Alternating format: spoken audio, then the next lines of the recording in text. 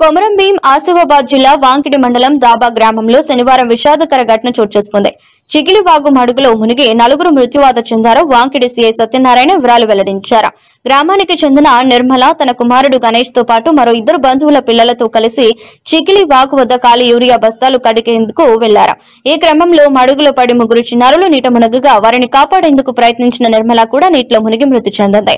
మహిళా ముగ్గురు చిన్నారులు అక్కడికక్కడే మృతి చెందారు. పోలీసులు మృతదేహాలను వెలికితీసి దర్యాప్తు ప్రారంభించారు.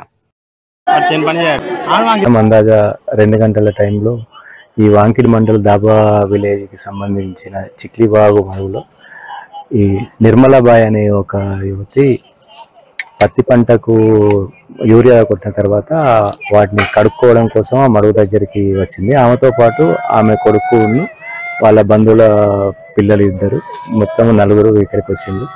ఈమె అక్కడ కడుగుతుంటే ఆ పిల్లలు కూడా నీళ్ళల్లో ఆడుకోవడానికి ఇట్లా దిగేసరికి అది మడుగు కొంచెం లోతుగా ఉండడం వల్ల ఆ పిల్లలు అందులో పడిపోయారు. పడిపోతే వాళ్ళని కాపాడడానికి ఈమె వెళ్ళి ఆ లోతైన మడుగులో పడి ఈమె కూడా ఈత రాకుండా ఈమె కూడా చనిపోవడం జరిగింది.